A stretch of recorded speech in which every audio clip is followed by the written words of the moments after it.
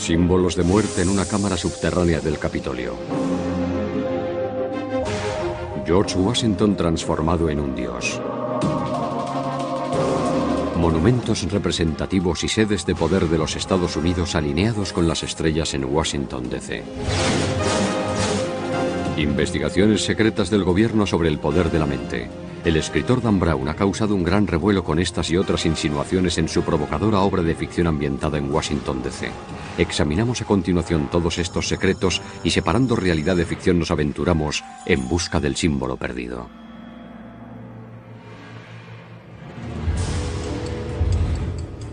Washington, D.C. Una ciudad de secretos e intrigas. El perfecto telón de fondo para el símbolo perdido de Dan Brown.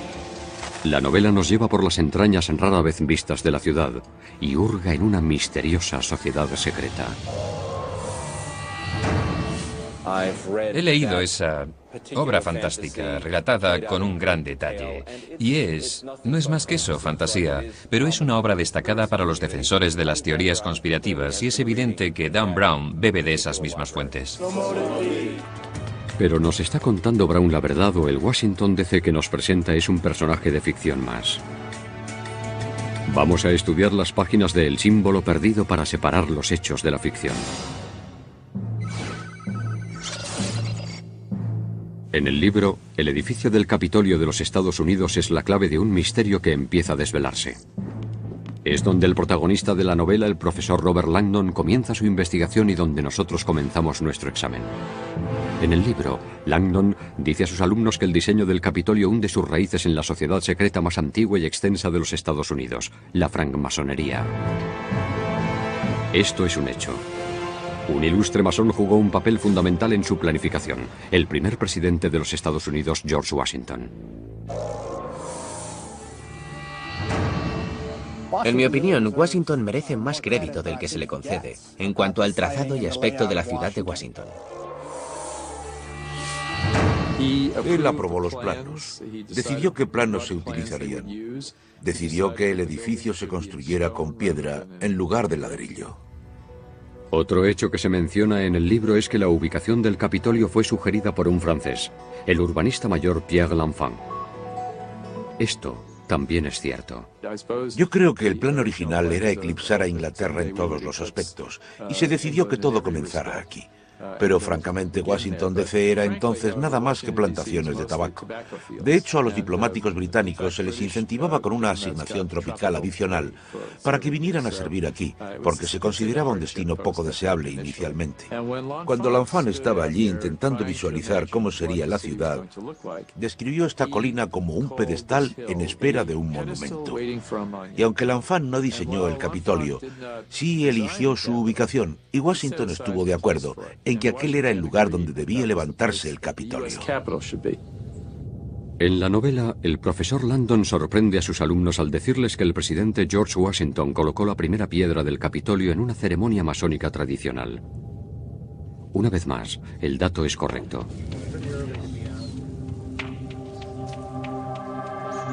La mañana del 18 de septiembre de 1793, el presidente Washington encabezó una procesión hacia el emplazamiento. Allí, ataviado con un extraño delantal, dirigió la ceremonia. Se ofrendaron artículos tradicionalmente masónicos como trigo y frascos que contenían aceite y vino. De esta manera se puso la primera piedra del edificio del Capitolio. Lo que el libro no dice es que hoy esa primera piedra, la piedra angular, no está. Una placa conmemorativa es todo lo que queda. ¿Se estarán ocultando los orígenes masónicos del edificio? Durante esta última década aproximadamente, algunos trabajadores del Capitolio han bajado con detectores de metales al sótano para intentar encontrar esa placa de metal original que indicaría el lugar donde se colocó la primera piedra. Pero nunca se encontró y eso nos lleva a sospechar que durante las obras de 1960, cuando se reformó la fachada este del Capitolio, se destruyó esa primera piedra original sin que nadie se diera cuenta de que estaba allí. Así que quizás no hay ningún encubrimiento, pero ¿qué hay de los otros secretos a los que hace referencia Dan Brown en El símbolo perdido? ¿Hay un arquitecto del Capitolio que tiene acceso exclusivo a los niveles secretos y salas ocultas? Sí. Hay unas 500 habitaciones en el Capitolio y muy poca gente ha visto la mayoría de ellas.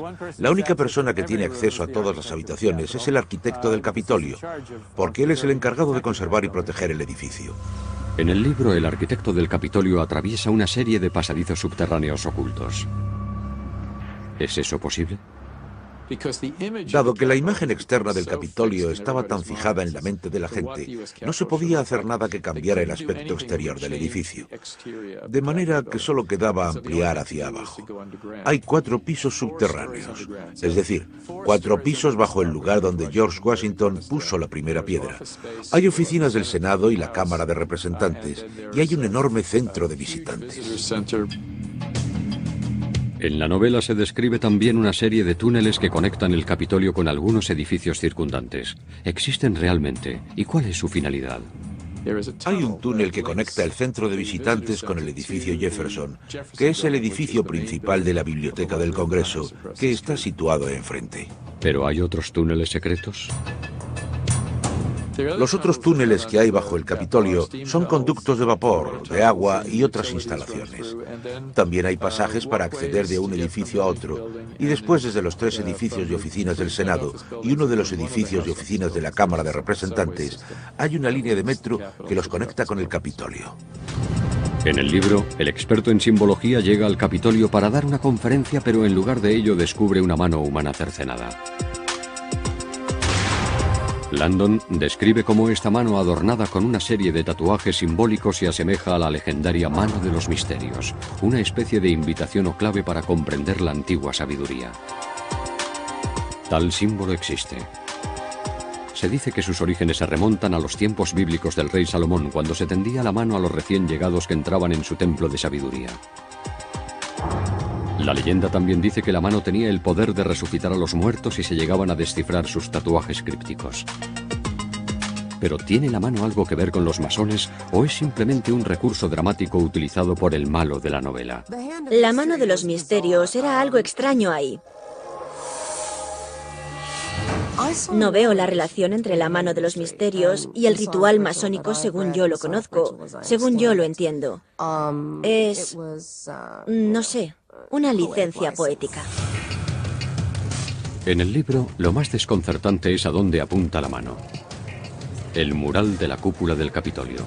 El artista italiano Constantino Brumidi pintó este fresco en el año 1865. Se lo conoce como la apoteosis de Washington. Representa a un George Washington divinizado rodeado de figuras de la mitología clásica, la diosa Victoria a su izquierda y la diosa Libertad a su derecha. Entre las 2 diosas hay 13 doncellas, cada una con una estrella sobre la cabeza que representan a las 13 colonias. Entre las diosas aparecen científicos de la época, incluido Benjamin Franklin, que recibe la sabiduría de los dioses. Un presidente de los Estados Unidos transformado en un dios. ¿Era esa la intención del autor de la pintura o el libro ofrece su propia interpretación? El mismo Dan Brown interpreta la pintura como un símbolo de la confianza en el potencial humano, pero le impone su propio significado para acomodarlo a sus fines literarios. Por eso se lo llama ficción. Pero la historia está repleta de ejemplos de líderes que se convierten en algo más que simples mortales a los ojos de la gente. Siempre ha existido la tendencia de convertir en dioses a nuestros héroes, de manera que eso no es nada nuevo. Hay muchos otros héroes en la historia que se transforman en dioses. Se intentó hacer un dios de Alejandro Magno y de otros personajes famosos. Quizá la pintura simplemente hace énfasis en la reputación semidivina que tenía Washington entre los estadounidenses de la época. No se puede decir lo mismo de los personajes que lo rodean. Está acompañado por 13 doncellas. Hay una historia curiosa detrás porque el artista, Brumidi, salió a buscar mujeres de la noche para que posaran para él para pintar sus vírgenes. El profesor de la novela de Dan Brown obvia ese pequeño detalle. Sin embargo, el profesor Landon habla de otra obra de arte controvertida que se expone en la rotonda. Una escultura de George Washington medio desnudo como el dios griego Zeus. Es cierto. Eso implica que Washington jugaba un papel muy especial en la sociedad norteamericana. Cada vez que los otros fundadores estaban contra la pared y había que elegir al líder entre todos los líderes, ese era George Washington. Los estadounidenses lo sabían. Nunca ha habido un presidente tan querido por la mayoría de estadounidenses como George Washington. Un periodista escribió un artículo en el que decía que si George Washington se presentara para presidente, conseguiría todos los votos. Y no se refería a votos electorales, se refería a cada uno de los votos de cada uno de los norteamericanos. De manera que tal vez George Washington era casi divino entonces. Pero ¿por qué un dios griego? ¿Y por qué con el torso desnudo? El Congreso compró una estatua de Washington. Se sintieron un tanto avergonzados cuando la descubrieron y vieron que Washington solo llevaba una pequeña túnica que le cubría el regazo. Al público no le gustó. Uno de los primeros comentarios que se hicieron en cuanto se descubrió fue que parecía que acababa de salir del baño y estaba cogiendo una toalla. Cuando Nathaniel Hawthorne vio la estatua, dijo que ni la propia madre de Washington le vio nunca desnudo. En 1964 la estatua fue trasladada desde el Capitolio y se exhibe ahora en el Museo Smithsonian de Historia Americana. Pero en el Capitolio queda otro recordatorio del legado de Washington, tal como se sugiere en la novela. Hay una estrella incrustada en el suelo de la cripta del Capitolio. La intención era enterrar a George Washington en el Capitolio, debajo de esa estrella. Habría sido algo muy simbólico. La tumba de Washington, que nunca fue ocupada por Washington, se encuentra todavía bajo esa estrella que hay en el centro. Aunque el libro no lo refleja, la razón por la que Washington no fue enterrado en el Capitolio se remonta a la noche de su muerte. En diciembre de 1799, a la edad de 67 años, Washington agonizaba por una grave infección en la garganta. Poco antes de morir, debilitado por las sangrías, le pidió a Marta que le hiciera un último favor. Había escrito 2 testamentos. Le llevaron las 2 copias de los testamentos y dijo: «Quema este delante de mí». Nunca sabremos qué diferencia había entre uno y otro.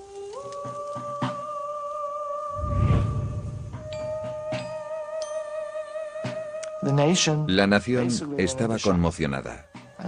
Nadie podía creer que George Washington hubiera muerto. En todo el país se vivió un estado de duelo.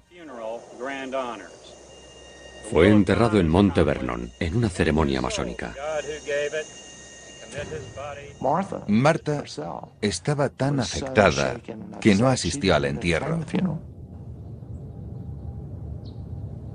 Hasta hoy en día hay opiniones enfrentadas sobre si Washington quería ser enterrado en el Capitolio o en Monte Vernon. Washington quería ser enterrado en su panteón en Monte Vernon. Esas fueron sus instrucciones. Eran claras y precisas. Él pensaba acabar en la cripta, en el Capitolio, pero desgraciadamente Marta murió y se ignoró la promesa. La construcción no estuvo terminada a tiempo. Martha Washington murió y los herederos de Washington decidieron que no, que iban a revocar la decisión de Marta. Su última voluntad sigue siendo un misterio. Puede que sus restos no reposen en el edificio del Capitolio, pero su influencia es todavía visible. La hermandad a la que pertenecía subsiste hoy en día. La francmasonería. Una sociedad secreta o una sociedad con secretos. En El símbolo perdido, Dan Brown presenta a la masonería como la sociedad secreta más poderosa de la nación. Estamos en todas partes. Pocas organizaciones pueden presumir de tener 14 presidentes de la nación que han sido miembros. El libro describe una habitación masónica privada dentro del Capitolio. Se la llama la Cámara de Reflexión. ¿Es eso cierto? ¿Existe tal cámara? ¿O el libro ha exagerado la realidad para conseguir un efecto dramático? La cámara de reflexión es real. Por todo el mundo hay logias que las tienen. Muchas logias americanas no la tienen, otras sí. Pero las que sí lo hacen no lo hacen de la manera tan romántica que describe Dan Brown en la novela, aunque esa sea la ceremonia tradicional. En ella, los miembros meditan en soledad entre símbolos del tiempo y la muerte. Una calavera que les recuerda la mortalidad y la igualdad. sal que representa el cuerpo, mercurio el alma y azufre el espíritu. En algunas obediencias masónicas te hacen entrar en la cámara de reflexión y te piden que redactes tu testamento para hacerte reflexionar sobre tu propia mortalidad. Inquietante, tal vez para los no iniciados, pero los masones lo ven de manera muy diferente. No se trata de asustar al candidato. ¡Oh, una calavera! Se trata de reflexionar sobre la mortalidad.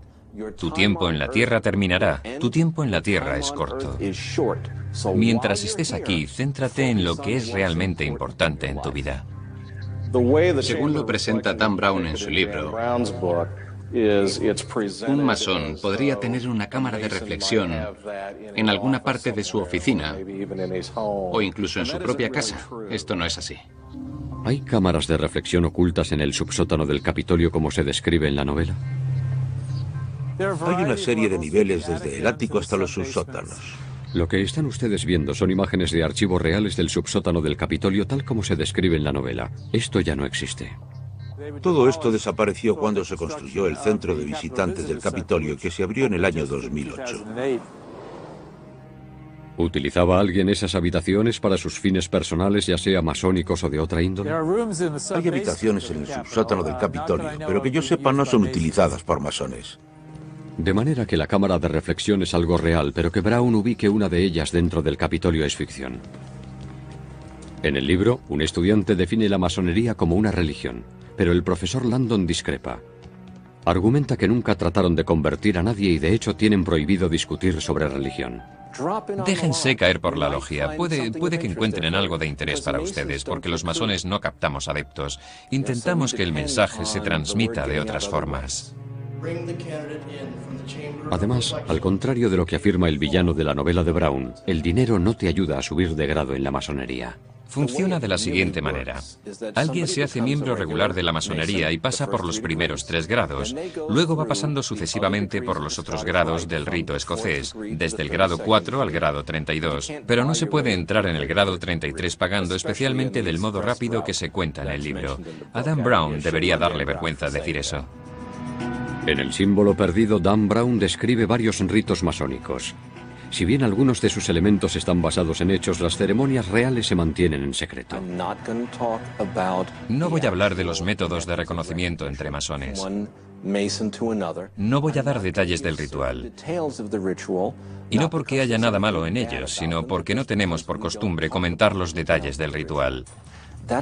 Es preferible hacerlo a puerta cerrada, de manera confidencial y en privado.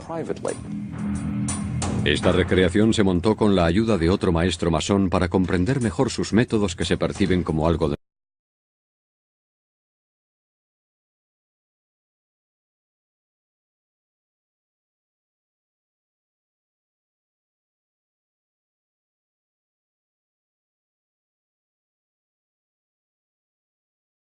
El candidato es guiado alrededor de la estancia siguiendo un patrón determinado. La francmasonería se construye alrededor de una iniciación ritual. Iniciación que a su vez se construye alrededor de la utilización de símbolos. El ritual es una reafirmación de los orígenes masónicos. El significado de los ritos masónicos está claro. Hay que comprender que el ritual masónico procede de verdaderos albañiles. Albañiles que ponían ladrillos. Albañiles que eran los arquitectos de su época. Ese es el propósito fundamental del ritual. Mantenernos conectados con el pasado y conectados con nuestras creencias. Secretos y símbolos de muerte, tétrico o simplemente mal interpretado. En el libro, el villano de Brown bebe vino en un cráneo. ¿Hacen eso los masones? Los candidatos beben de un cráneo. Digamos que se hace. Bien, y digo yo, ¿y qué? La ceremonia descrita en el símbolo perdido es un rito de una organización de renegados del rito escocés del siglo XIX. Es el rito Sarno. Resulta que ese rito que se emplea desde hace ya unos 2 siglos se ha hecho público. y en él se apoya Dan Brown. No es el ritual que emplea hoy el rito escocés en la jurisdicción sur. Lo único que asusta del ritual es cuando se saca de contexto. Oh, que me corten la garganta si alguna vez rompo este juramento. Que me abran el pecho y dejen expuesto mi corazón. Todo eso es solo teatro. En el libro, un estudiante se refiere a los disparatados rumores que rodean a los masones. Eso es definitivamente cierto. Esa gente debe tener poder, debe tener mucha influencia, y la única razón por la que no vemos cómo ejercen su influencia es porque son muy buenos guardando secretos. Se les acusa de ser extraterrestres reptilianos. Creo que se les acusa de más cosas que a ningún otro grupo. Y creo que en parte el motivo es que el ritual se mantiene en secreto. Y parte del problema es que hasta muy recientemente los francmasones no han respondido a este tipo de acusaciones, lo que les convertía en el blanco perfecto. En el libro, un masón habla de la importancia de guardar sus secretos incluso bajo amenaza de muerte. Eso es cierto. En el siglo XXI, mantener la palabra dada es algo excepcional, ¿verdad? Vemos realities televisivos en los que la base del éxito está en no cumplir la palabra, en clavar al otro un cuchillo por la espalda, en no mantener las coaliciones. Pero así la sociedad no avanza, así no se construye la civilización. De manera que uno de los fines del secretismo masónico es que la persona aprenda a mantener su palabra incluso en cosas insignificantes, con la idea de que eso le formará para mantener su palabra en las cosas importantes. Y como queda reflejado en la novela, aunque los masones guarden gran cantidad de secretos, la masonería es una sociedad muy poco secreta. Como sociedad secreta, los masones hacemos un pésimo trabajo.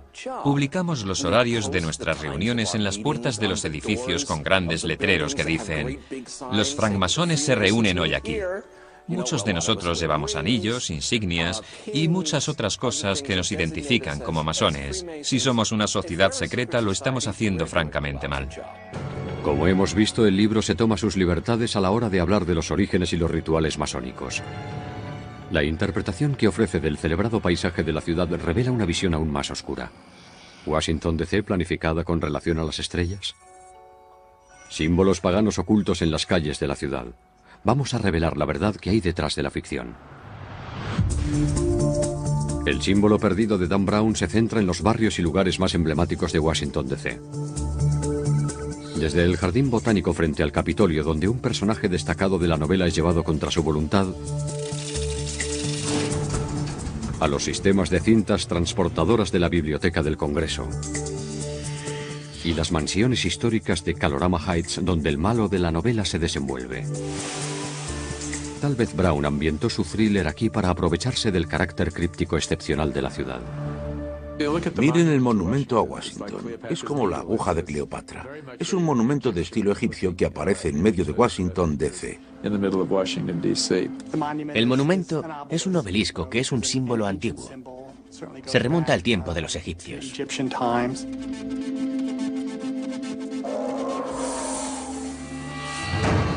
Básicamente es un símbolo fálico gigante que también, como he dicho, tiene relación con el sol, con lo masculino. En el libro se afirma que el monumento a Washington tiene un remate de aluminio con la inscripción Laus Deo, Dios sea alabado en latín. Eso es cierto, pero nadie puede verlo. El extremo era este pequeño pedazo de aluminio. El aluminio era muy valioso cuando se terminó el monumento en 1886. Ahora, en esta época, sería como el oro.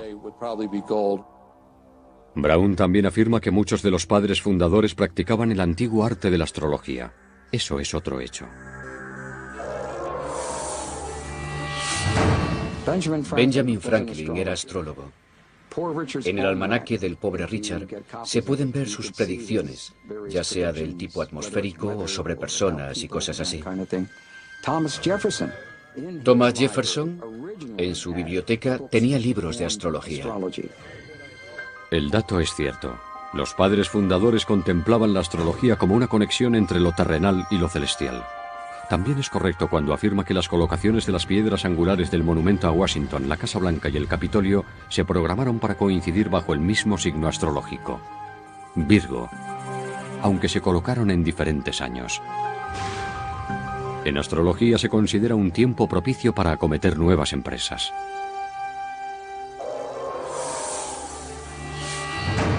La gente pregunta qué tiene que ver Virgo con Washington DC. Es una constelación.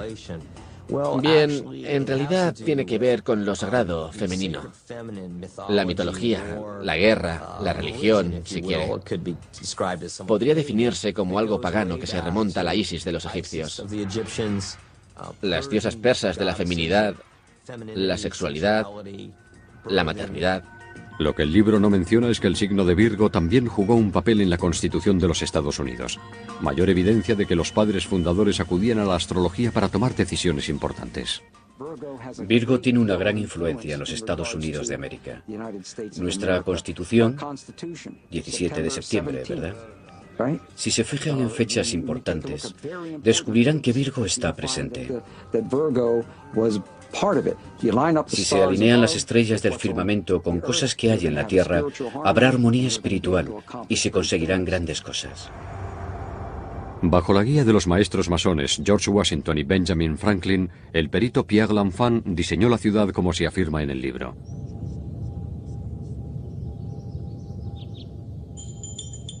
En el libro, Brown describe a los padres fundadores creando Washington como una realización de la Ilustración, una nueva Atlántida, donde la razón, la ciencia y la libertad triunfarían sobre la ignorancia y la oscuridad.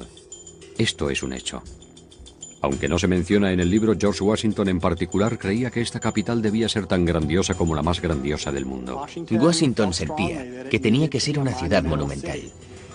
Tenía que ser una ciudad a la que la gente respetara, como a las capitales europeas.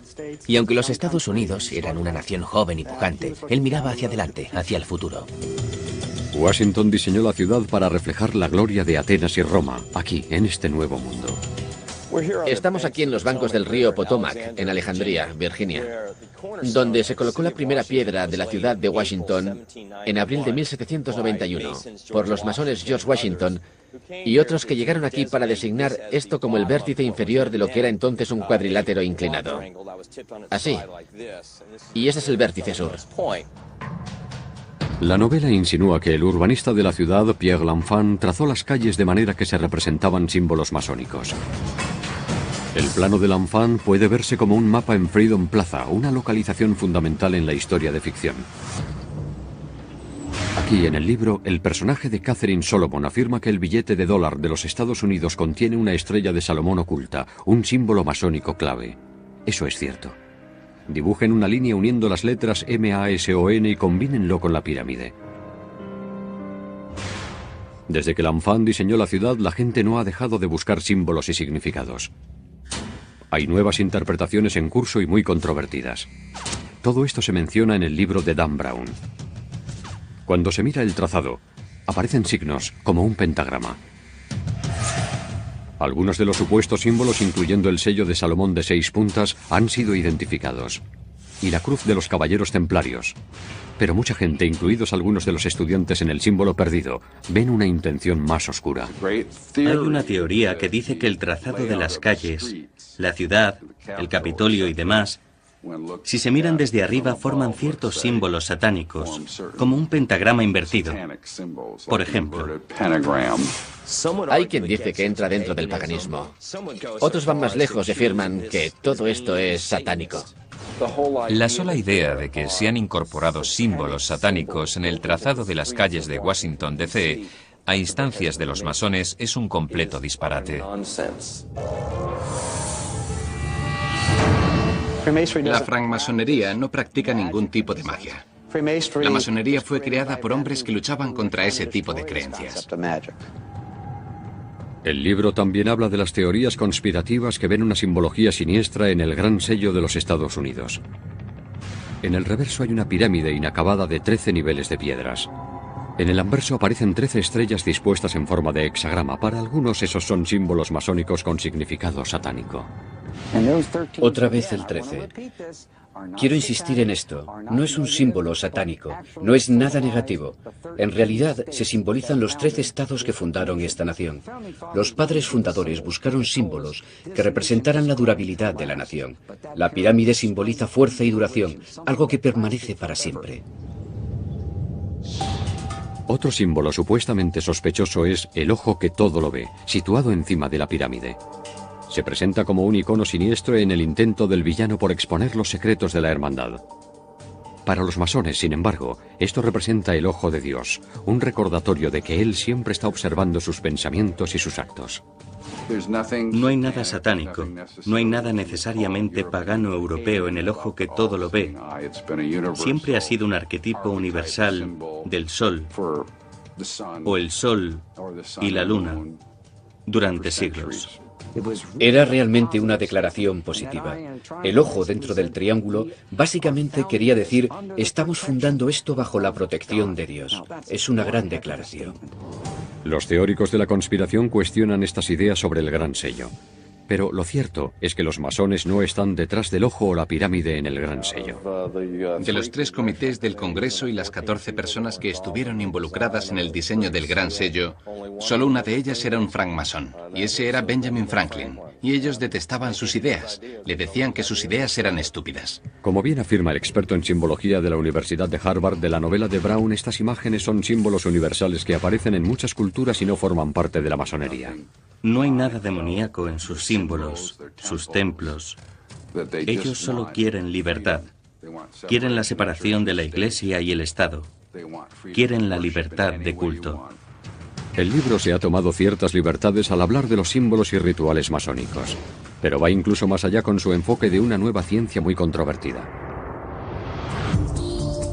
En la novela de Dan Brown, El símbolo perdido, la científica Catherine Solomon tiene un laboratorio ultramoderno aquí en el centro de apoyo del Museo Smithsonian en Silver Hill, en Maryland. En estas instalaciones, que ocupan más de 46.000 metros cuadrados, se almacenan millones de objetos y especímenes. Pero aquí no hay ningún departamento de noética. Esa parte de la novela, incluida la científica, es solo ficción. Pero sí hay un instituto de ciencias no éticas al otro lado del país, en las colinas del norte de California. Aquí los investigadores realizan estudios sobre las posibilidades de la mente humana. Y el equivalente de la científica de la novela en el mundo real es Marilyn Slits. A través de la historia y en todas las culturas ha habido personas que decían tener la capacidad de, utilizando la mente, la conciencia, influir en el mundo físico. Lo que hemos hecho es desarrollar una serie de experimentos para estudiar ese tipo de afirmaciones en un laboratorio bajo condiciones científicas controladas. Aunque Dan Brown nunca visitó el instituto, su personaje de ficción realiza experimentos similares.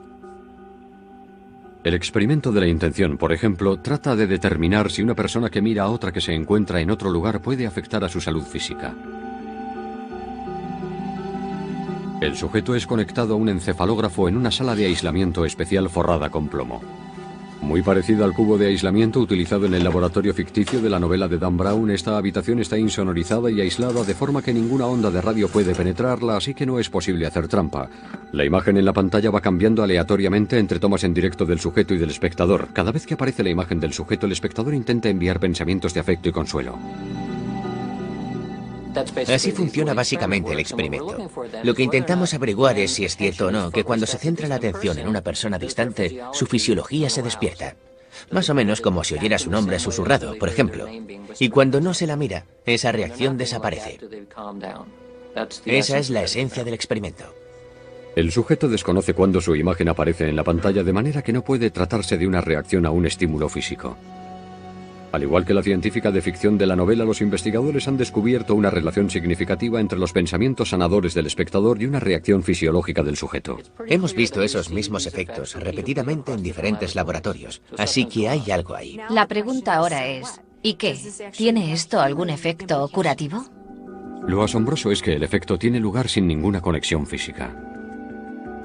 Si no es una señal y nada ha podido viajar de aquí hacia allí, tiene que ser alguna otra cosa. De manera que hasta ahora la única explicación que tenemos es que nuestras ideas del modo en que se conecta el espacio entre esas dos personas no son del todo correctas. Aunque no se menciona en el libro, este concepto ha gobernado la ciencia occidental desde el siglo XVII, cuando el filósofo y matemático francés René Descartes hizo un pacto con la Iglesia para evitar la persecución. La Iglesia dijo, de acuerdo, les dejamos hacer ciencia, no les consideraremos herejes. Pero haremos un pacto. Ustedes estudian los aspectos físicos, pero el alma y la conciencia serán asunto nuestro. Y todavía estamos viviendo el legado de ese pacto político en el que, en efecto, la ciencia cree que el único aspecto relevante en la investigación es el aspecto material y físico. Un experimento no mencionado en la novela sugiere que podríamos ser capaces de adivinar el futuro. El sujeto es conectado a un encefalógrafo y se le colocan unas gafas especiales de LED y unos auriculares. De un modo aleatorio, los LEDs emiten destellos y por los auriculares se transmiten señales de sonido, lo que provoca una reacción fisiológica en el sujeto. Verán un flash u oirán un sonido aleatoriamente. No saben cuándo, yo no sé cuándo. Lo elige un ordenador al azar. Según el Dr. Radin, el experimento ha demostrado que el cerebro reacciona antes de que se produzcan los destellos o el sonido. Es como si el organismo viera el futuro unas fracciones de segundo antes. Yo prefiero el término presentimiento, con el significado de sentir antes, como oposición a precognición, conocer antes. En la novela, Brown argumenta que si bien esto puede parecernos imposible, muchos de los avances científicos de hoy en día también eran inimaginables para nuestros padres fundadores. Hasta muy recientemente, en términos de ciencia, pueden ser unos 100 años. Eso era un disparate. Era un principio inamovible. No hay acción-reacción a distancia. La única forma en que dos objetos podían interactuar era estando de alguna manera próximos entre sí. La mecánica cuántica vino a desbaratar eso, como lo hizo la relatividad. En el mundo del símbolo perdido, cuanto más sabemos, más queremos ocultar.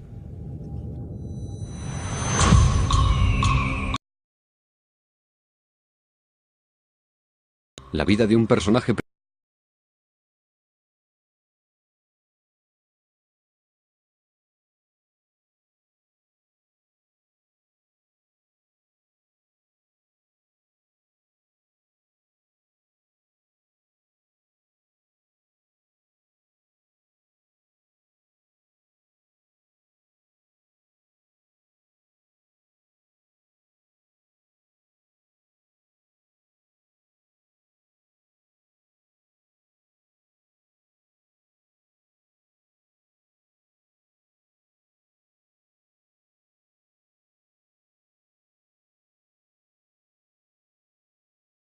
se niega y cuando lo están matando exclama: ¿no hay ayuda para el hijo de la viuda? Hoy, el coraje de Hiram y la fidelidad a su palabra de no revelar el secreto es un principio básico para todos los masones. Otro grupo cuya existencia misma depende de códigos y cifras es la Agencia Central de Inteligencia. En el símbolo secreto, un director de seguridad de la CIA irrumpe en el Capitolio y toma el mando. ¿Es cierto que la CIA tiene la autoridad suficiente para tomar las riendas con la excusa de que se trata de un asunto de seguridad nacional? Tradicionalmente, el FBI es el que se ocupa de los asuntos que se refieren a la seguridad nacional.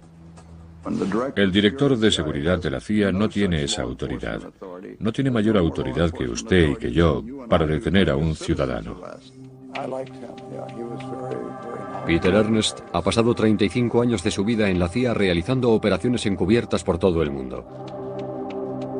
Lo que sí encuentra cierto en el libro de Dan Brown es el uso que hace el personaje de los mensajes codificados.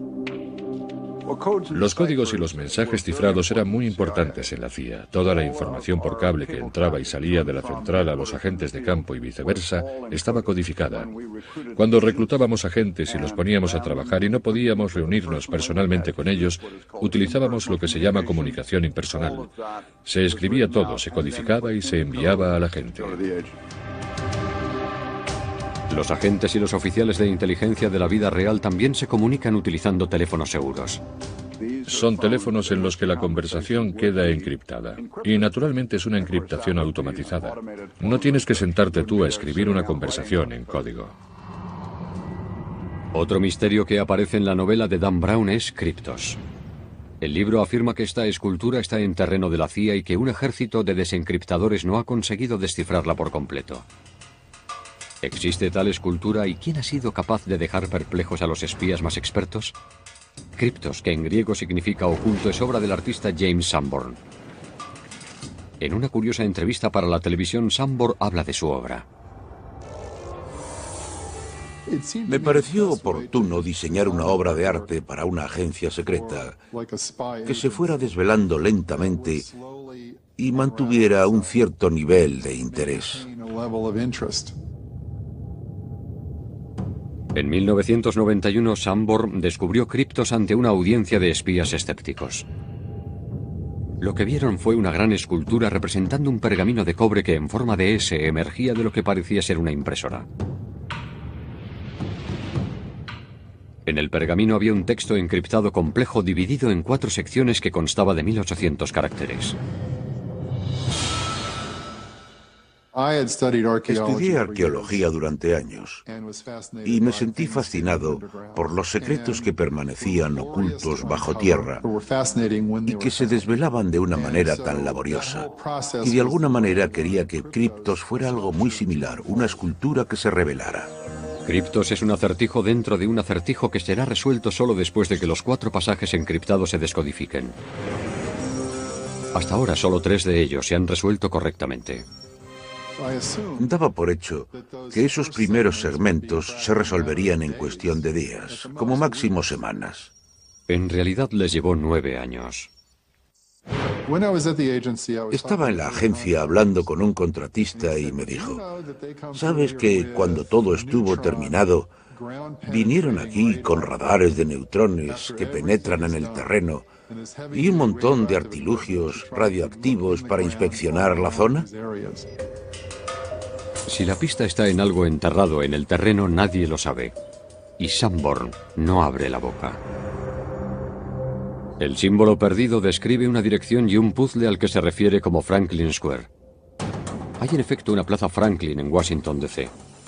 Y hay en efecto un puzzle creado por Benjamin Franklin, también llamado el cuadrado mágico de Franklin.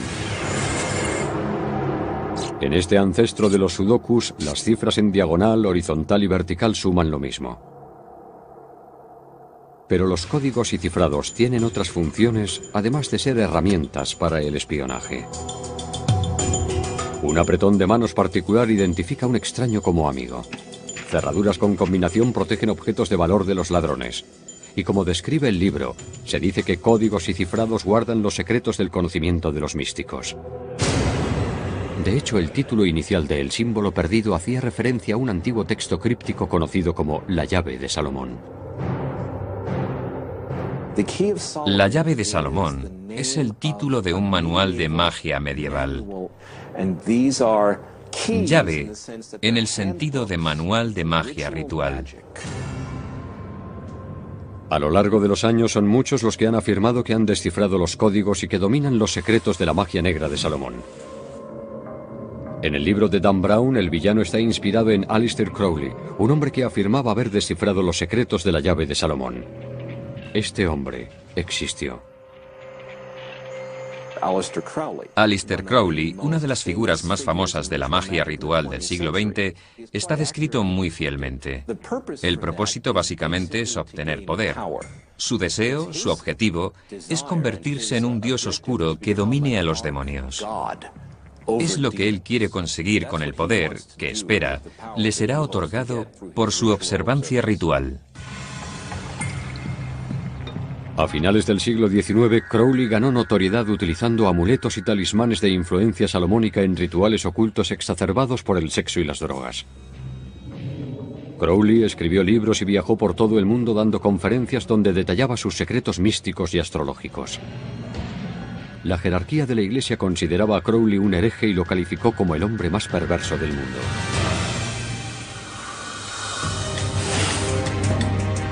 Los rituales de magia negra son solo uno de los pasajes oscuros en el símbolo perdido de Dan Brown. Las conspiraciones secretas juegan otro importante rol, incluida una que amenaza con desgarrar el tejido mismo de la nación. En el símbolo perdido de Dan Brown, el malo de la novela cree que una vez alcance el grado más alto de la masonería, todos los secretos le serán revelados. ¿Es uno de ellos la creencia de que los masones se convierten en dioses, como muestra la imagen de George Washington en la bóveda de la rotonda? Me quedé completamente pasmado cuando leí todo aquello sobre la apoteosis, la idea de, no sé, personas convirtiéndose en dioses. Tengo que decir que eso no es algo que se enseñe en la francmasonería. No es que vaya en contra de las enseñanzas masónicas, es que simplemente no es algo que se diga. Dan Brown parece haber tomado prestada la idea de la religión mormona. En la doctrina de los santos de los últimos días, un aspecto central es que los individuos, si hacen pactos con Dios de cierta naturaleza, en un cierto lugar, mediante la intervención de cierta autoridad, y viven conforme a ellos, en algún momento después de la muerte pueden ser elevados al estatus de deidad. Y eso es parte de la herencia de la humanidad. Eso es lo que Dios está diciendo cuando dice, os hago coherederos con Cristo. Esta controvertida doctrina ha causado escepticismo a muchos, pero lo cierto es que la creencia se remonta a los primeros cristianos. En los primeros días de la Iglesia cristiana hubo líderes importantes que afirmaban cosas como que Dios se hizo hombre para que el hombre se hiciera Dios. No hay muchas maneras de interpretar eso. La vieja, antiquísima doctrina de la apoteosis dice que todo es como un círculo. Por supuesto, Dan Brown da su propio giro interpretativo a esta cuestión. Otro tema central en el símbolo perdido es la creencia en una conspiración masónica. Varios de los alumnos de Dan Brown hablan de rumores que afirman que los masones están gobernando el mundo en secreto. Sus sospechas no sorprenden porque las teorías conspirativas son tan americanas como el pastel de manzana. Hay muchas teorías conspirativas porque los seres humanos son desconfiados por naturaleza. Algunas personas son más propensas a querer saber, querer explicar y querer resolver algo que para ellos no tiene sentido. La conspiración es uno de los modos de explicarlo todo. Las teorías conspirativas se han generalizado tanto que la gente ya no sabe qué creer. En este momento, el que cree que Oswald actuó solo es considerado el chiflado, no el conspiracionista. Se considera que los conspiracionistas son los que tienen la verdad. En el símbolo perdido, la teoría de la conspiración de Brown se centra en los masones. Los francmasones han sido el objetivo principal preferido de los conspiracionistas. No creo que haya un grupo que haya soportado más ataques. Si escribes en Google masones y empiezas a entrar en las páginas, verás que se les acusa de estar detrás del Holocausto, de ser una fuerza para la conspiración judía y una fuerza para la conspiración del dinero. Se dice que los masones y los judíos gobiernan los bancos y por tanto gobiernan el mundo. Los masones se convierten en grandes blancos en parte porque se niegan a responder a las acusaciones. Es fácil acusar a alguien de pertenecer a una sociedad secreta malvada cuando ese alguien no te va a decir cuál es la verdad. Los masones están por encima de eso y esto juega a favor de los acusadores. Creo que se trata de nuestra necesidad de saber. Si se nos oculta algo y a eso se añade nuestra inclinación a pensar mal antes que bien, es que vamos a buscar una explicación negativa a algo que no terminamos de entender. Si oyes algo negativo acerca de un masón, ¿para qué quieres más? La cosa se dispara y los masones son la encarnación del diablo. En el símbolo perdido, el profesor Langdon recuerda los años en los que escribía sobre las ricas tradiciones masónicas. Reconoce que han sido acusados de adorar al diablo y conspirar para instaurar un gobierno mundial. Una búsqueda simple en Internet enseguida revela que eso es cierto. El presidente Bush, el presidente Clinton eran miembros del Skulls and Bones, una sociedad secreta con raíces masónicas. Reagan fue nombrado masón de honor, al igual que Truman. Es algo que está relacionado con personas muy influyentes y así se perpetúa. Los partidarios de las teorías conspirativas ven en el ojo que todo lo ve que aparece en el billete de $1 un símbolo de este nuevo orden mundial. Decidió ponerlo ahí un masón, el presidente Franklin Roosevelt. Lo cierto es que el nuevo orden mundial no es nada nuevo. Como se cuenta en el libro, los padres fundadores crearon uno. La evidencia se encuentra aquí, en el gran sello. Debajo del ojo que todo lo ve y la pirámide aparecen las palabras Novus Ordo Seclorum. Significa nuevo orden de las eras. Y es muy importante porque el nuevo orden de las eras es la república, una forma de gobierno representativa y no la monarquía que era el viejo orden de las eras. Querían un nuevo orden mundial, una nueva Atlántida donde prevaleciera la libertad. Brown narra cómo este nuevo orden mundial representaba una amenaza para los líderes del clero que temían una pérdida de poder e influencia. Brown, en Ángeles y Demonios, hablaba de la lucha entre luz y oscuridad, y a lo que se refería con luz y oscuridad era la razón, la lógica y el esfuerzo científico como salvación de la humanidad, en contraposición a la superstición y a la espiritualidad. Desde entonces, los grupos religiosos han contraatacado afirmando que los masones en realidad solo buscaban una nueva forma de dominación mundial. El comunismo sería un ejemplo perfecto en la época moderna. La religión queda abolida. La espiritualidad es vista como una superstición. El Gran Hermano y el gobierno cuidarán de nosotros desde la cuna hasta la tumba. En la hermandad se bromea diciendo que a ver cuándo organizamos el Fish and Chips para discutir el plan de dominación mundial. No vamos a apoderarnos del mundo. La creencia en estas y otras conspiraciones está muy arraigada en los Estados Unidos porque en ocasiones resultan ser ciertas. En el símbolo perdido de Dan Brown, oficiales de la CIA interceptan conversaciones telefónicas y correos electrónicos. ¿Qué hay de realidad en esto? ¿Nos espían como a los protagonistas de la novela? Casi todos llevamos encima un teléfono móvil. Obviamente, cuando hablas por un teléfono móvil, lo que dices sale al aire, y estando ahí cualquiera puede interceptarlo y escucharlo, e intentar entenderlo. Aunque hables en otro idioma, aunque utilices palabras en código para ocultar cosas, alguien puede analizarlo, y alguien puede encontrarle sentido a lo que estás diciendo. Y eso es así para cualquier tipo de comunicación. Una vez que sale al aire, puede ser capturado por alguien, y hay una probabilidad de que lo entienda. Los oficiales de la CIA en la novela de Brown podrían estar utilizando una red de espionaje a nivel mundial llamada Escalón. Durante los últimos 30 años se ha venido utilizando para espiar a naciones extranjeras, grupos terroristas y cárteles de droga. En el proceso, los ordenadores de Echelon capturan prácticamente todas las conversaciones electrónicas que se producen en el mundo. Se dice que Echelon intercepta especialmente comunicaciones vía satélite, comunicaciones que se envían vía satélite.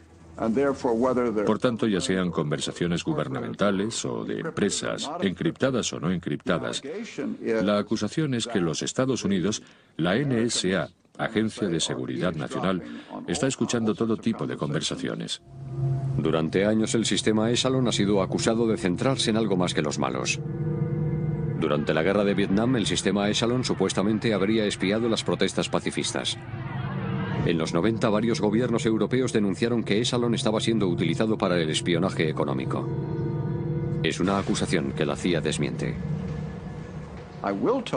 Yo le digo que durante mis años en inteligencia nunca se dirigieron a nosotros y tampoco lo habríamos aceptado para obtener información de una compañía o una empresa privada para entregársela a otra. Las conspiraciones surgen del secretismo y la desconfianza, y nadie ha estado en el centro de más polémicas conspirativas que los masones. En el símbolo perdido, Dan Brown retrata a los masones como algunos de los hombres más poderosos de la nación. ¿Es eso cierto? Es un hecho que 14 expresidentes de los Estados Unidos eran masones reconocidos, cerca de un tercio del total. Además, al menos 35 magistrados de la Corte Suprema, así como incontables congresistas, se han comprometido a mantenerse fieles a los juramentos masónicos. Miembros masones recientes son el senador Trent Lott de Mississippi y los congresistas Eric Cantor de Virginia y Joe Wilson de Carolina del Sur.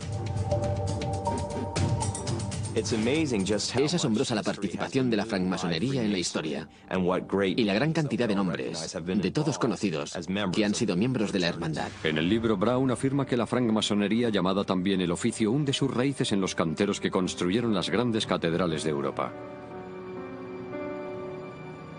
Lo que el libro no dice es que para construir esas obras maestras de la arquitectura, los albañiles necesitaban conocer los últimos métodos científicos de la época en lo referente a la física, la geometría y las matemáticas. Esta conexión íntima con el poder religioso y el seglar permitió a los masones como grupo desarrollar una perspectiva única.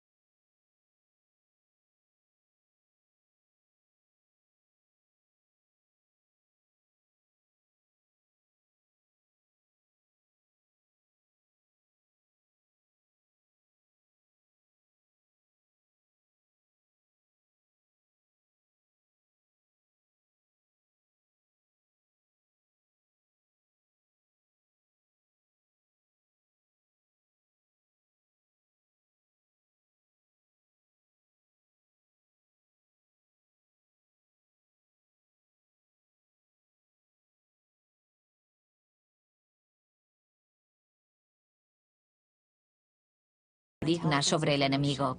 El nombre en clave del programa de los Estados Unidos era Stargate y fue un proyecto financiado por la CIA y la Agencia de Inteligencia de la Defensa. La científica de noética de la novela establece conexiones entre su propio trabajo y el del Stargate de la CIA.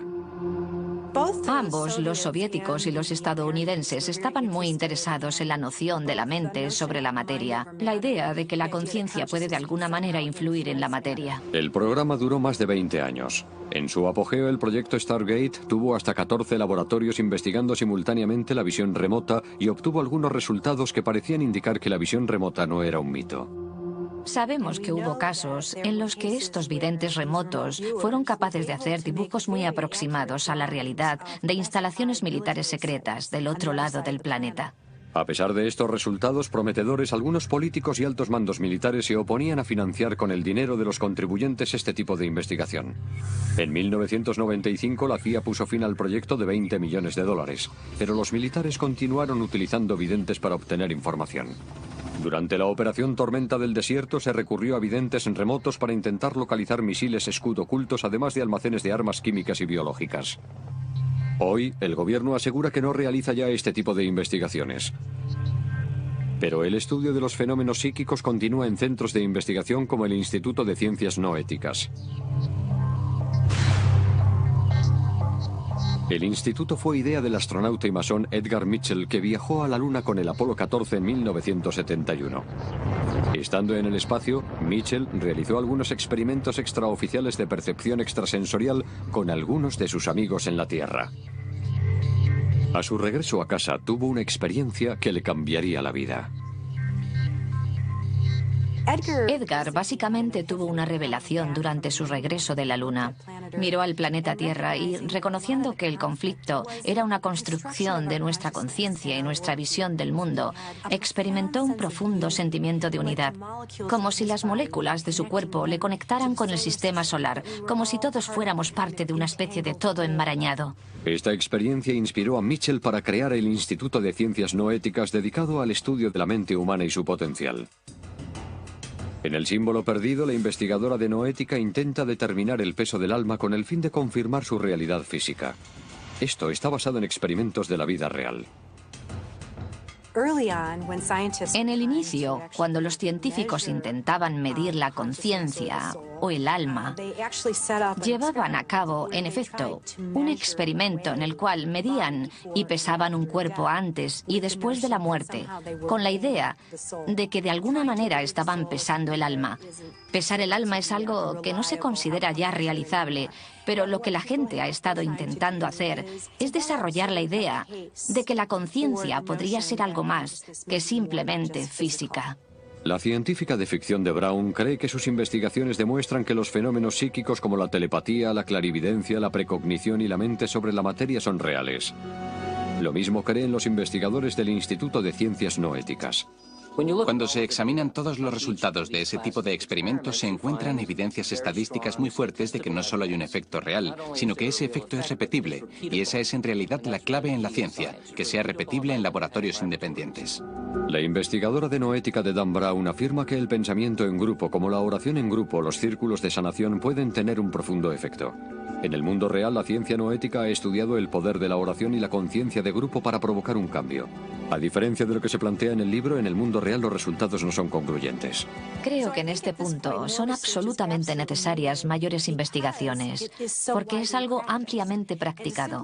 Descartarlo simplemente porque no encaja en nuestro modelo científico convencional es cometer una injusticia con una experiencia de calidad con la que la gente ha convivido durante milenios. De manera que la ciencia en el libro de Dan Brown está a años luz por delante de las ciencias no éticas en la realidad. ¿En qué más la realidad no coincide con la ficción?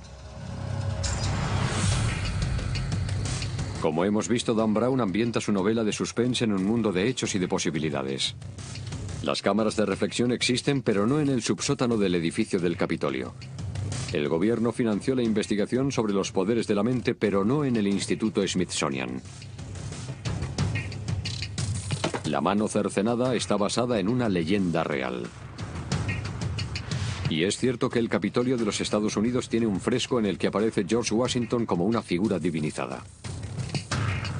También hemos visto que algunos aspectos de la descripción de Dan Brown de un Washington oculto se basan en gente, localizaciones y sucesos reales. La ciudad, en efecto, tiene referencias a civilizaciones antiguas.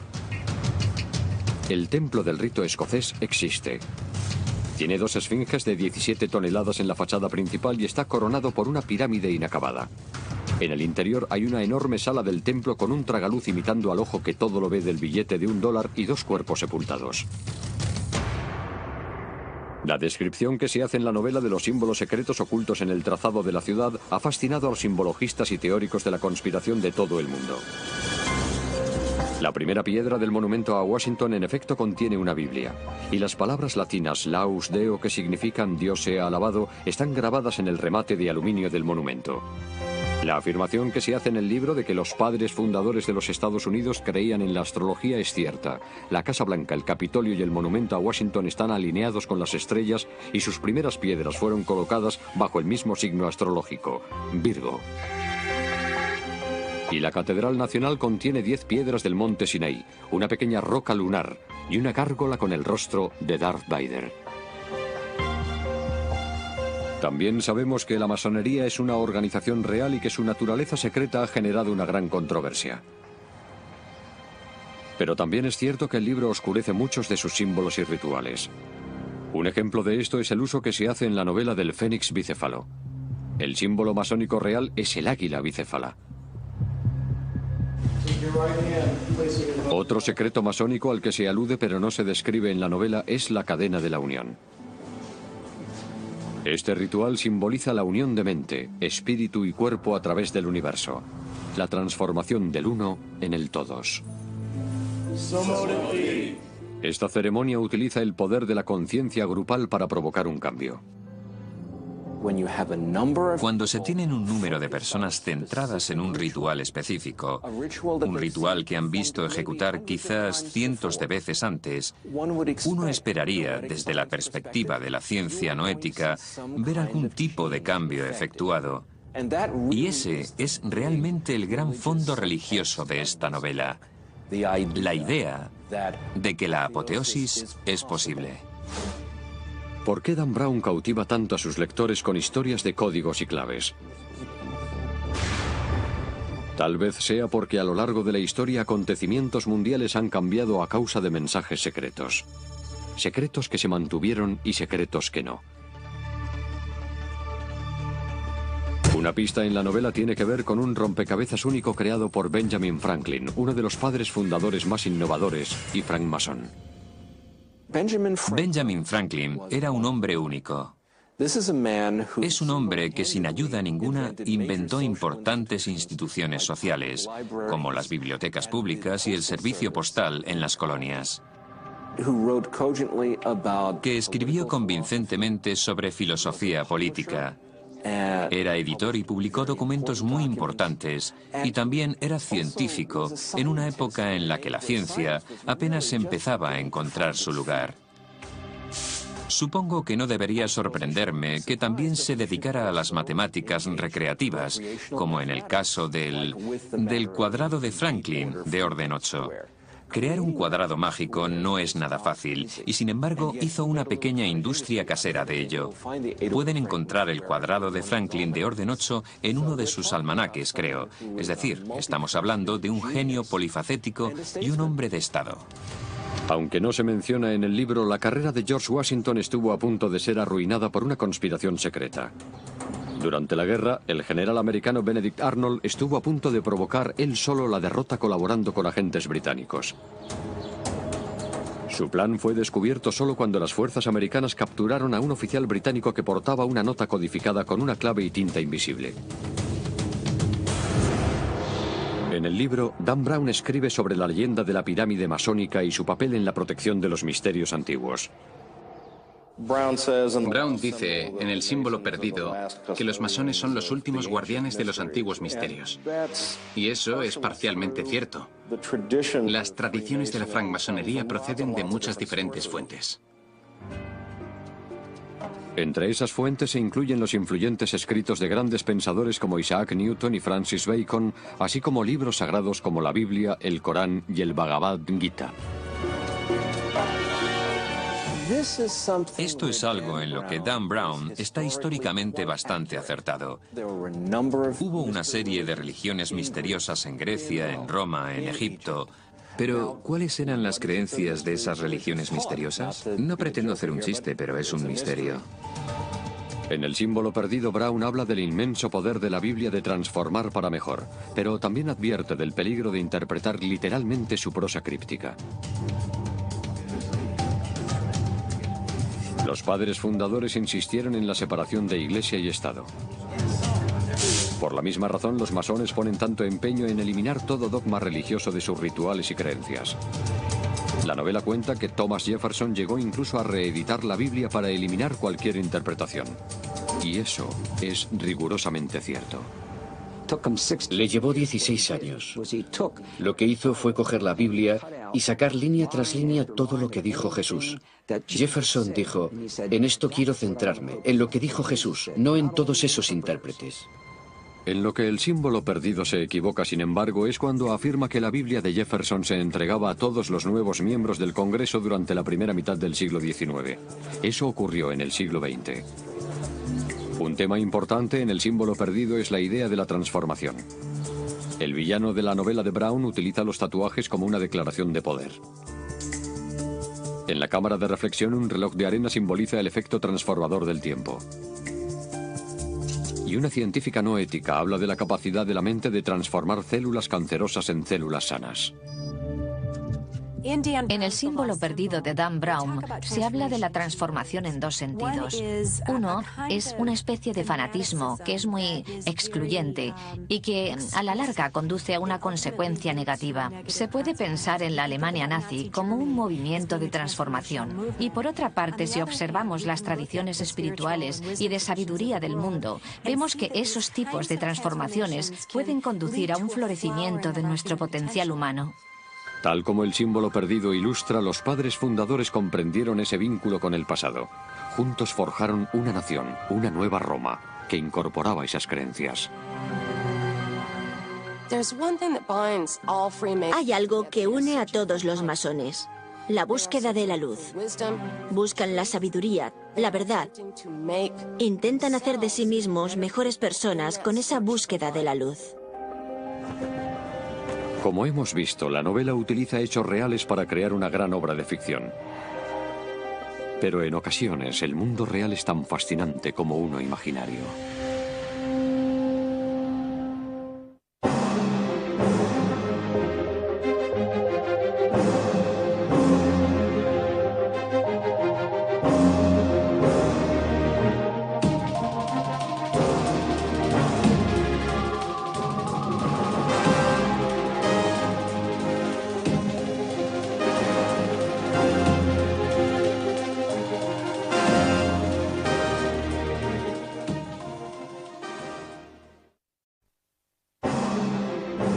Símbolos de muerte en una cámara subterránea del Capitolio. George Washington transformado en un dios. Monumentos representativos y sedes de poder de los Estados Unidos alineados con las estrellas en Washington, D.C. Investigaciones secretas del gobierno sobre el poder de la mente. El escritor Dan Brown ha causado un gran revuelo con estas y otras insinuaciones en su provocadora obra de ficción ambientada en Washington, D.C. Examinamos a continuación todos estos secretos y, separando realidad de ficción, nos aventuramos en busca del símbolo perdido.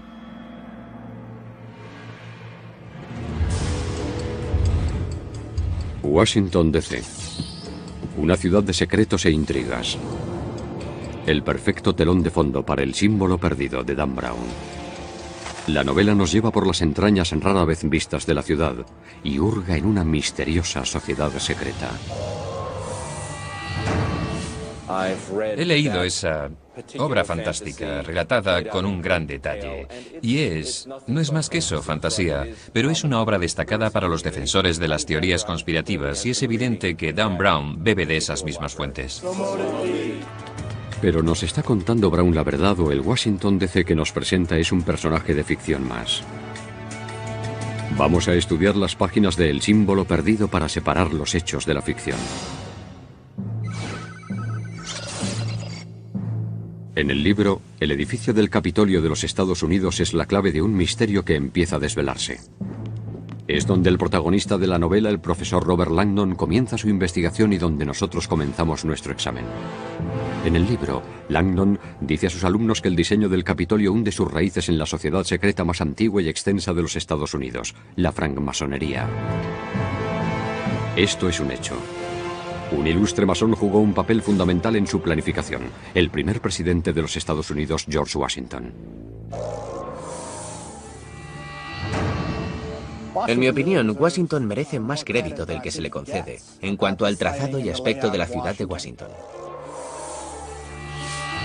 Él aprobó los planos, decidió qué planos se utilizarían, decidió que el edificio se construyera con piedra en lugar de ladrillo. Otro hecho que se menciona en el libro es que la ubicación del Capitolio fue sugerida por un francés, el urbanista mayor Pierre L'Enfant. Esto también es cierto. Yo creo que el plan original era eclipsar a Inglaterra en todos los aspectos, y se decidió que todo comenzara aquí. Pero francamente Washington DC era entonces nada más que plantaciones de tabaco. De hecho, a los diplomáticos británicos se les incentivaba con una asignación tropical adicional para que vinieran a servir aquí, porque se consideraba un destino poco deseable inicialmente. Cuando L'Enfant estaba allí intentando visualizar cómo sería la ciudad, describió esta colina de agua y otras instalaciones. También hay pasajes para acceder de un edificio a otro, y después desde los 3 edificios de oficinas del Senado y uno de los edificios de oficinas de la Cámara de Representantes, hay una línea de metro que los conecta con el Capitolio. En el libro, el experto en simbología llega al Capitolio para dar una conferencia, pero en lugar de ello descubre una mano humana cercenada. Langdon describe cómo esta mano adornada con una serie de tatuajes simbólicos se asemeja a la legendaria mano de los misterios, una especie de invitación o clave para comprender la antigua sabiduría. Tal símbolo existe. Se dice que sus orígenes se remontan a los tiempos bíblicos del rey Salomón, cuando se tendía la mano a los recién llegados que entraban en su templo de sabiduría. La leyenda también dice que la mano tenía el poder de resucitar a los muertos si se llegaban a descifrar sus tatuajes crípticos.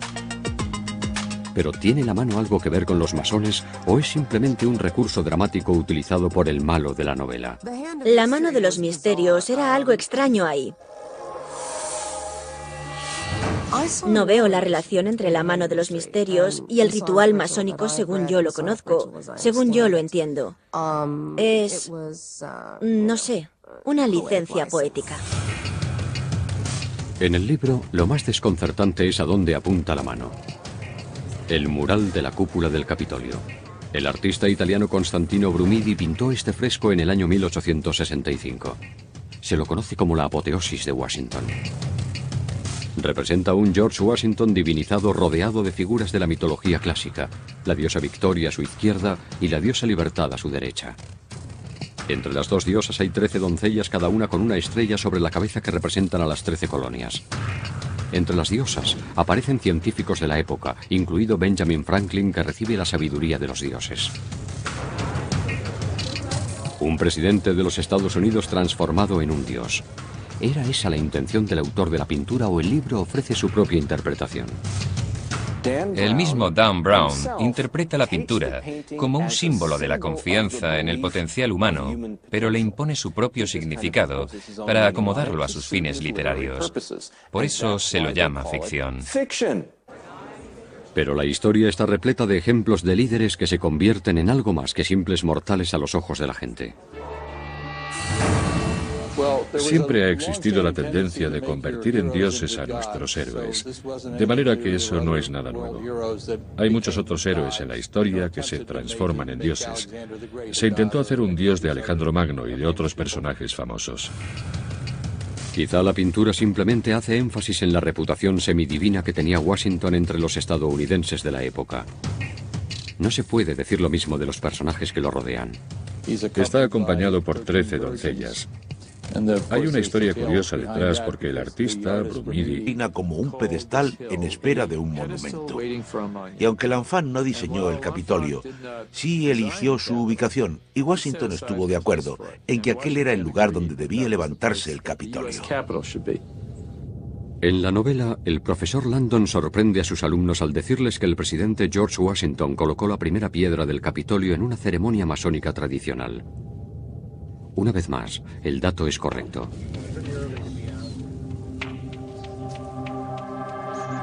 La mañana del 18 de septiembre de 1793, el presidente Washington encabezó una procesión hacia el emplazamiento.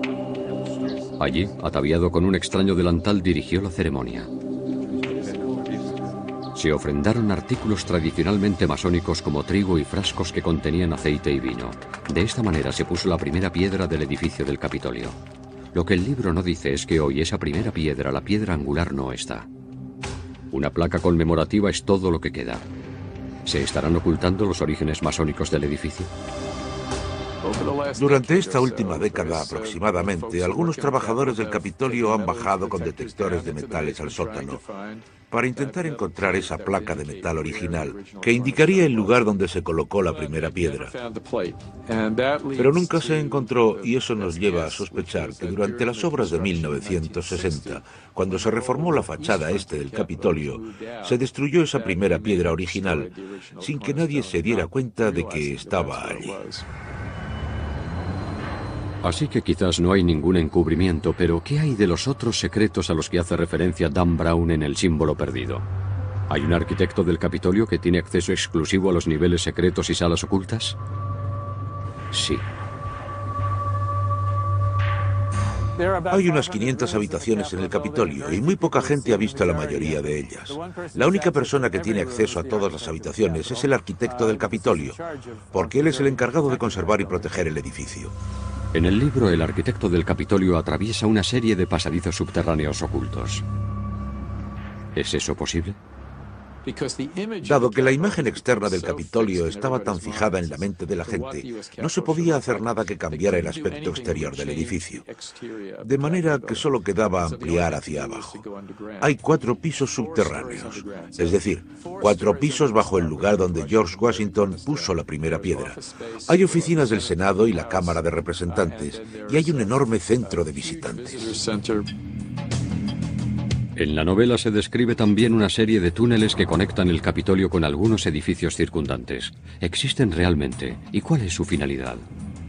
Hay un túnel que conecta el centro de visitantes con el edificio Jefferson, que es el edificio principal de la Biblioteca del Congreso, que está situado enfrente.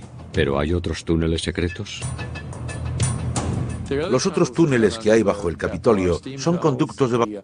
Salió a buscar mujeres de la noche para que posaran para él, para pintar sus vírgenes. El profesor de la novela de Dan Brown obvia ese pequeño detalle. Sin embargo, el profesor Langdon habla de otra obra de arte controvertida que se expone en la rotonda. Una escultura de George Washington medio desnudo como el dios griego Zeus. Es cierto. Eso implica que Washington jugaba un papel muy especial en la sociedad norteamericana. Cada vez que los otros fundadores estaban contra la pared y había que elegir al líder entre todos los líderes, ese era George Washington. Los estadounidenses lo sabían. Nunca ha habido un presidente tan querido por la mayoría de estadounidenses como George Washington. Un periodista escribió un artículo en el que decía que si George Washington se presentara para presidente, conseguiría todos los votos. Y no se refería a votos electorales, se refería a cada uno de los votos de cada uno de los norteamericanos. De manera que tal vez George Washington era casi divino entonces. Pero ¿por qué un dios griego? ¿Y por qué con el torso desnudo? El Congreso compró una estatua de Washington. Se sintieron un tanto avergonzados cuando la descubrieron y vieron que Washington solo llevaba una pequeña túnica que le cubría el regazo. Al público no le gustó.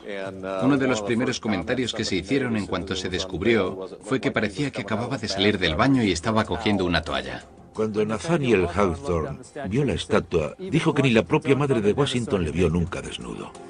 En 1964 la estatua fue trasladada desde el Capitolio y se exhibe ahora en el Museo Smithsonian de Historia Americana. Pero en el Capitolio queda otro recordatorio del legado de Washington, tal como se sugiere en la novela.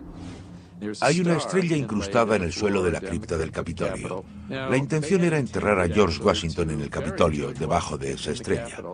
Habría sido algo muy simbólico. La tumba de Washington, que nunca fue ocupada por Washington, se encuentra todavía bajo esa estrella que hay en el centro.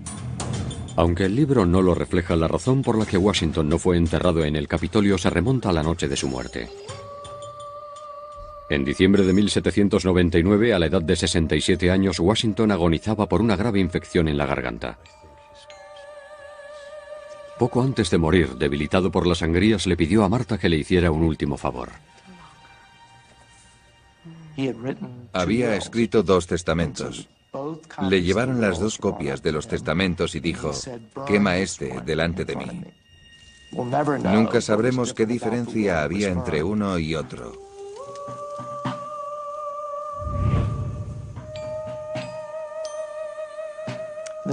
La nación estaba conmocionada. Nadie podía creer que George Washington hubiera muerto. En todo el país se vivió un estado de duelo. Fue enterrado en Monte Vernon, en una ceremonia masónica. Marta estaba tan afectada que no asistió al entierro.